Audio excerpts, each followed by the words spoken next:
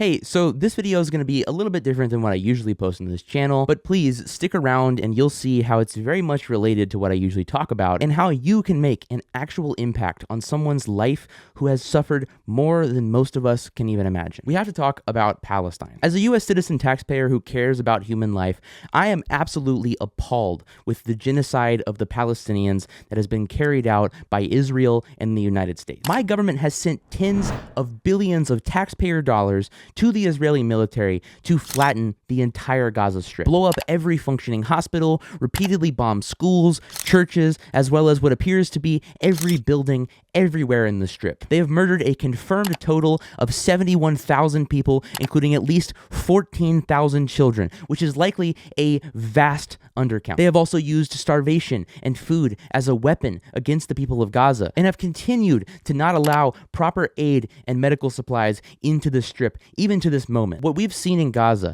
is undoubtedly genocide, undoubtedly a sea of violations of international law, and undoubtedly lacking any sort of humanity and morality. And before you go down in the comments and say it, no, Trump did not end the genocide. Since the so-called ceasefire, at least 509 Palestinians have been killed in Gaza by Israel. I wrote this script yesterday as I'm recording this, and just this morning, they killed 30 more people in an airstrike, including many children. Israel has violated the ceasefire reportedly over 1,300 times. They still do not have access to medical supplies and proper food. Meanwhile, 2 million people are displaced, living in tents, with infants freezing to death, while Israel still bombs Gaza consistently. Trump continuously touts how he brought peace to the Middle East, while his genocidal capitalist goons talk about how Gaza is beautiful real estate and where they're gonna put tourist spots and fucking data centers. When you boil down my channel, I talk about corporations and their many exploitations of their workers and of the consumers that buy their product. But it's not just that. A message that I try to spread on this channel is that corporate greed is not accidental. It's not a one-off.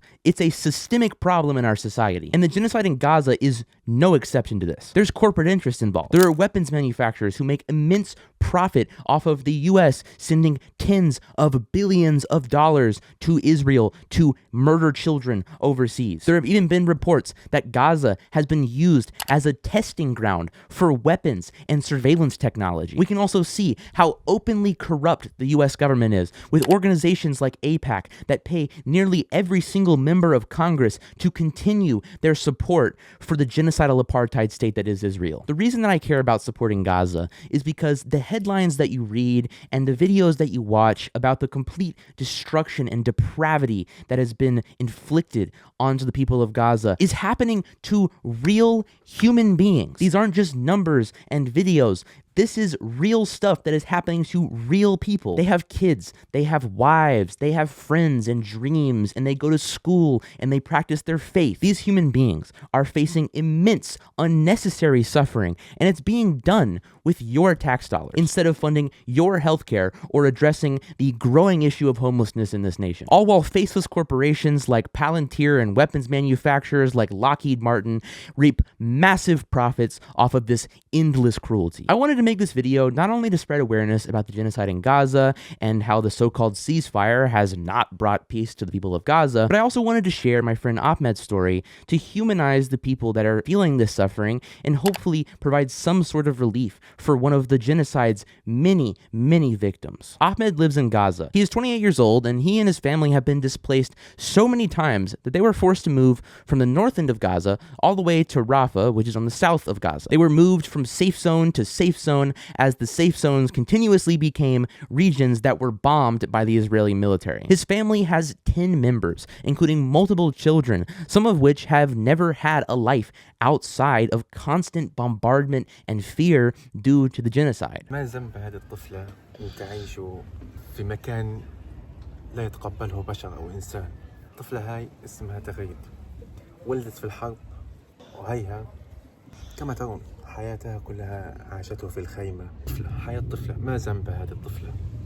ما زنبا تعيش هيك عيشة. His father was killed by the Israeli army in 2003 when he was young, and today his family struggles to secure the most basic necessities of daily life. On top of all of this, his mother is critically ill with serious heart problems. And with the entire medical infrastructure in Gaza being systematically destroyed by Israel, and his aid and medical supplies continue to be blocked and scarce, he and his family are urgently trying to flee Gaza to give his mother the medical attention that she needs. I will link his chuffed fundraiser in the description of this video, and I'll also be donating $100 on top of whatever ad revenue this video makes. Even a few dollars from everyone watching this video could make a genuine impact on Ahmed's situation. If you can't afford to donate, then sharing this video or engaging with it in the comments and liking the video would help push it out and reach more people that may be able to donate. And if you watch the ads on this video all the way through, then that will generate more ad revenue, which again, I will donate. Also, you can follow Ahmed on Instagram, which I'll also link in the description, so you can be updated on his situation and support him in the future. Ahmed is a real life example of how this genocide has completely destroyed people's lives. The genocide and ethnic cleansing campaign is not just about the casualties. It completely tears the very fabric of daily life apart for everyone who survives it. When talking about the genocide in Gaza, what's mostly talked about is the sheer number of people who have been killed, because this is such a visceral and immediately understood metric that shows the wrongdoing that has been committed here, especially when you factor in that the numbers we have confirmed are likely vast undercounts and that new bodies are found continuously under the rubble every day. However, it's often overlooked that the people who survive the genocide have to spend every night in a cold, rainy tent. They have to watch as everything they ever knew is obliterated before their eyes by a force that they have no power to stop. They have to suffer the trauma of hearing bombs drop in the middle of the night and planes and helicopters flying over them while they try to sleep. It means that people like Ahmed and his family have to spend their entire day focused on survival and grief for those they've lost. It means that basic parts of daily life, like taking a shower, become a process that takes hours. It means you have to get creative with how to cook your food with home appliances